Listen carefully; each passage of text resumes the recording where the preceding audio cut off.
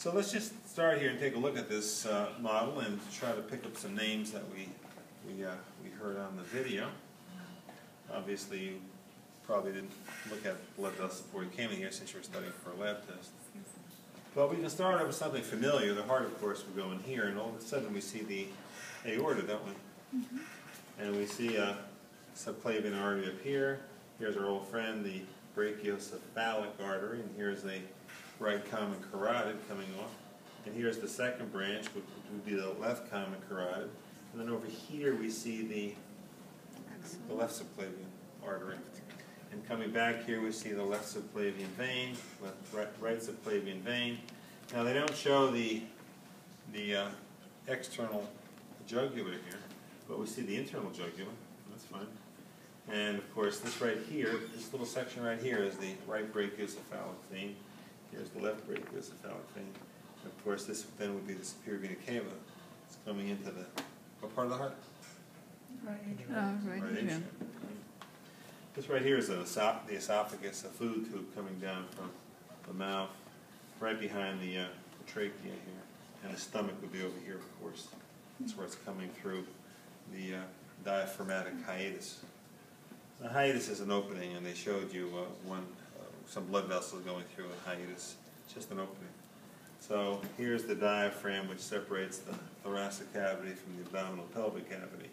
And the hiatus here is the diaphragmatic hiatus, is where things go through it. Here's where the esophagus is going through it. Some people develop actually a hiatal hernias. That is to say this hiatus is too weak, and when there's too much food in the stomach, it actually pushes back into the thoracic cavity.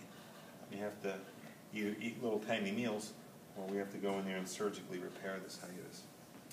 Well, here's our arch of aorta. This is the thoracic aorta, and when it comes through the abdominal, the diaphragm here, is now the abdominal aorta. The abdominal aorta is bifurcating here into the right common iliac, left common iliac. And here we see that branch that we just saw in the video. This is the internal, what is this? The iliac. Here's the external iliac. So common iliac, internal iliac, external iliac. The external iliac remains the external iliac until it passes through the body wall. When it passes through the body wall, then it becomes the femoral artery. In other words, blood vessels are sort of like roads. It's got this name until it gets to this town, and then it becomes another name. So it's the same vessel here. Common iliac, now it's external iliac, and now it's femoral artery. Little branch off here is the internal iliac. Of course, this is this little thing which is we saw in the video coming out where the bifurcation is. This is the sacral. It's going to go to the sacrum here and supply blood to the sacrum and to the coccygeal vertebra. This, of course, down here is the intestine. And, of course, this is the bladder. And this guy's got his cough. Okay, well, let's back up a little bit here. And we see some blood vessels coming out. Now, in the video, we saw these quite nicely.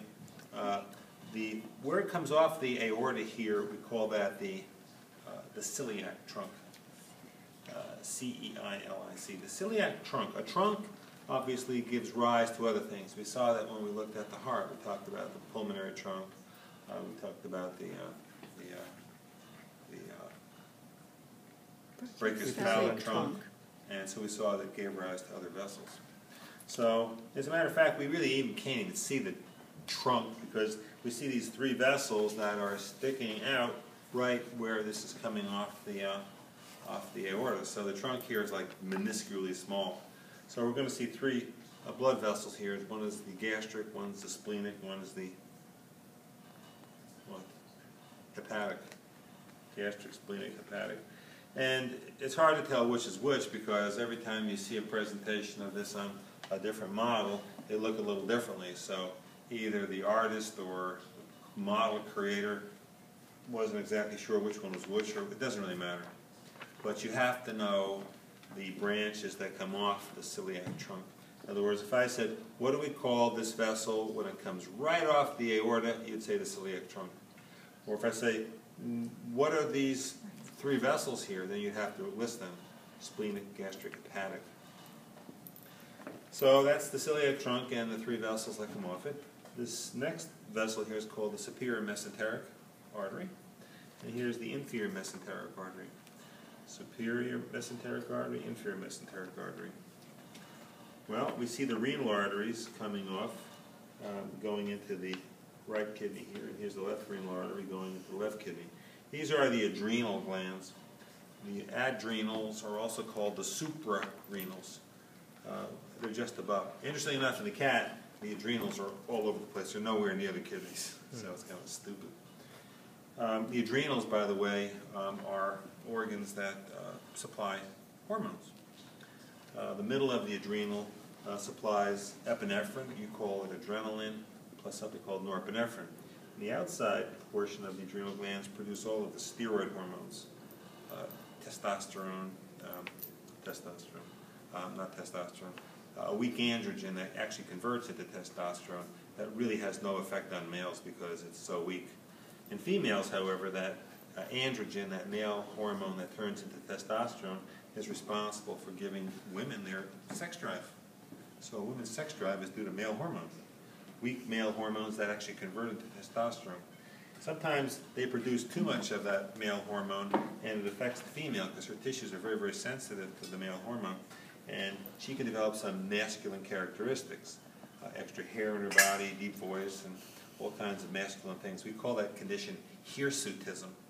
So if a woman's producing too much, just the right amount gives her a sex drive. Too much, some masculinized stuff. You understand, being a male or a woman is just a matter of a switch being turned on. Every woman in here has genes for being a male. Every male in here has genes for being a woman.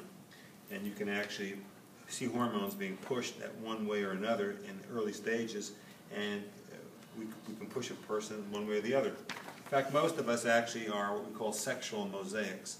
In other words, you're primary females, and most of your character are females, but you might have some masculine characteristics. On the other hand, a male may be a primary male and have mostly male characteristics, but have female characteristics. For example, I have very wide hips. That's a female characteristic. Narrow hips is a male characteristic, so any female with narrow hips is showing a male characteristic. So we call this sexual mosaicism, and it's common. Everybody is like that. However, in some people, the switches, both switches get turned on, and we have hermaphrodites. They have both male and female structures. We have some in cases which no switches are turned on, and people are totally asexual. They are neither male nor female. When we find little babies that have issues, in other words, when the baby's born, we take a look at it. We have the pediatricians, the neonatal pediatricians come in and look at the kid, and it's really interesting. In the delivery room, they actually use a little funny term called an FLK.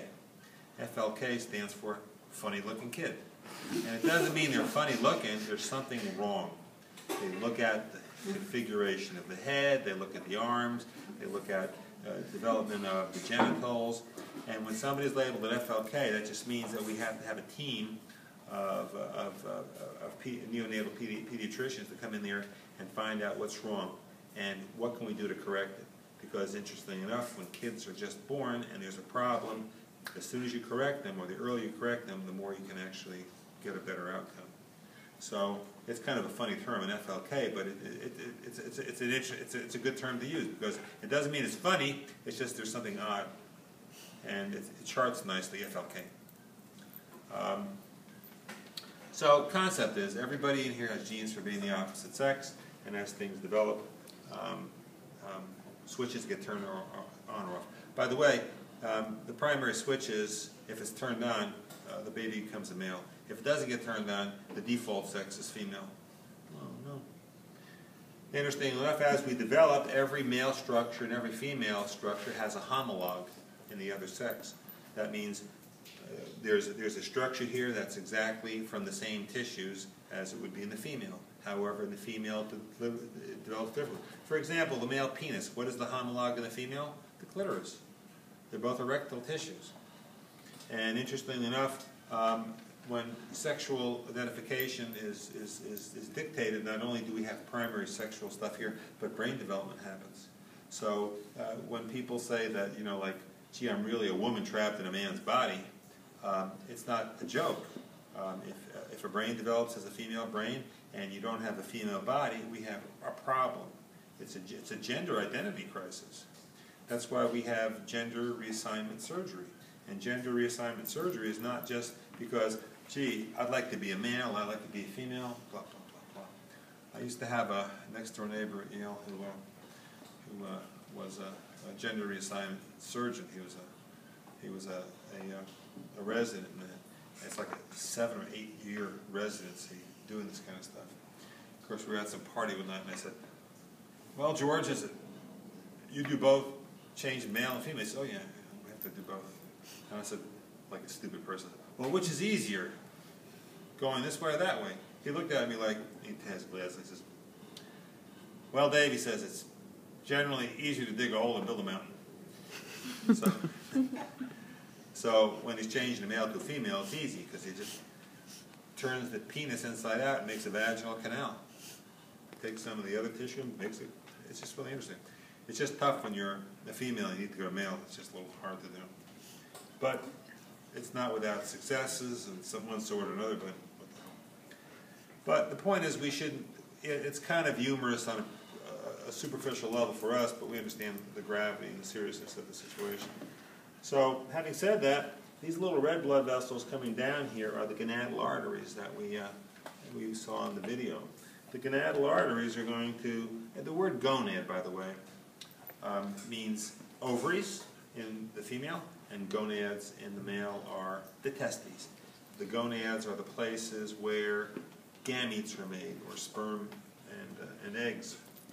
So if this was a male, this is a male, we call this a testicular artery, because it's going to come down here, and it will go into the spermatic cord here and go down to the testes. Again, if this was a female, she'd have ovaries in here, and so these would be the ovarian arteries. So these little red things that are coming off the aorta here are the gonadal arteries. Blood that comes back from the testes in this case, or the ovaries, would be coming up through these vessels. This is the left gonadal vein, and look at this, it's inserting here, or it's joining with the left renal vein. The right gonadal vein, however, dumps into this. This is the inferior vena cava, isn't it? It's bringing blood back up. So here's, if I pointed to this little vein up here, by the way, you'd call this the adrenal vein. It's coming from the adrenal gland. This, of course, the renal artery and the renal vein. You can see the renal artery over here and the renal vein taking blood back in. These are, again, the gonadal arteries, and these are the gonadal veins. Okay, and of course we already said that was the sacral vein, artery going to the sacrum and to the coccyx. Again, this is if it's blue, it's a vein, which means it's taking blood back to the heart, and so this would be a femoral vein. By the way, they showed you in that video quite nicely this big, long vessel called the saphenous vein, the great saphenous vein, and they said it's the longest superficial. Well, interesting enough, that's the vein we usually harvest for people who need bypass surgery. Bypass surgery is surgery that improves circulation in the heart. We have coronary arteries that come out here. Here's the right one, here's the left one, and of course they're branching down here. These coronary arteries do have some collateral circulation. Collateral circulation means an alternative pathway. So oftentimes, if blood can't get through one vessel, it'll back up and go through another vessel.